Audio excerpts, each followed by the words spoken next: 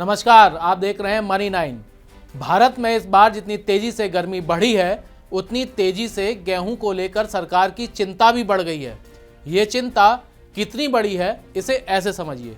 प्रधानमंत्री नरेंद्र मोदी ने गुरुवार को जर्मनी, डेनमार्क और फ्रांस की 3 दिवसीय यात्रा से लौटने के कुछ घंटे बाद ही एक हाई लेवल मीटिंग बुलाई।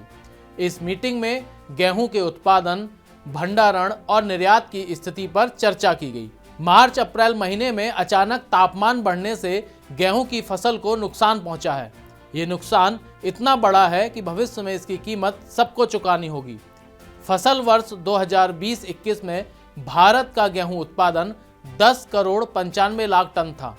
चालू फसल वर्ष 2021-22 के लिए पहले सरकार ने 11 करोड़ 13 लाख टन गेहूं उत्पादन का अनुमान लगाया था, लेकिन अब इस अनुमान को घटा दिया गया है। कम बारिश और ज्यादा गर्मी के कारण इस बार देश में 10 करोड़ 50 लाख टन गेहूं पैदा होने की संभावना है। दूसरी ओर रूस यूक्रेन युद्ध ने वैश्विक बाजार में भारतीय गेहूं की मांग को बढ़ा दिया है। सरकार भी भारत से गेहूं निर्यात को बढ़ाने का प्रयास कर रही है। खुद पीएम मोदी ने निर्यात के लिए गेहूं की गुणवत्ता मानदंडों और मानकों को सुनिश्चित करने का निर्देश दिया है। जब गेहूं का उत्पादन कम होगा और निर्यात भी जारी रहेगा, तब ऐसे में गेहूं के बाजार में क्या हलचल होगी, इस पर मनी 9 के एडिटर अंशुमान तिवारी क्या कहते हैं, देखिए।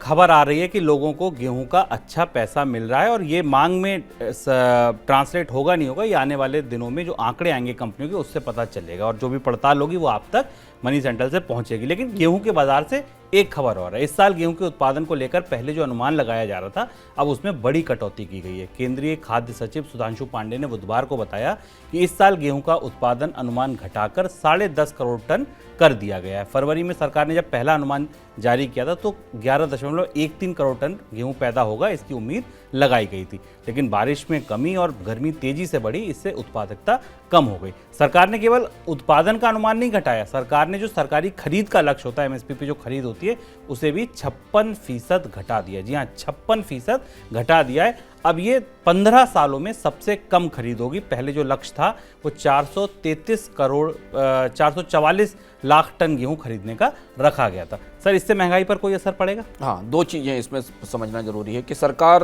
ने ये कहा है कि वो निर्यात जारी रखेगी। निर्यात के मतलब प्राइवेट सेक्टर के जरिए के माध्यम से निर्यात जारी रखेगी। सेंट्रल पूल से तो निर्यात की संभावना यहाँ से खत्म हो जाती है पूरी तरह से। और यह आंकड़ा और सरकारी खरीद के लक्ष्य में और उत्पादन में कटौती का निश्चित असर हमको वीट की कीमतों पर या वीट के मूल्यों पर आने वाले समय में दिखाई देगा, और जिसका असर हमें आटे और वीट से बनने वाले बाकी प्रोडक्ट पर दिखाई देगा। याद कीजिए, कल ठीक यही बात भारत के रिजर्व बैंक के गवर्नर ने अपने बयान में कही थी कि वीट की इन्फ्लेशन हमारे लिए आने वाले समय में चुनौती बनेगी, और उसको सपोर्ट देने वाला आंकड़ा उत्पादन और सरकारी खरीद का हमारे सामने है।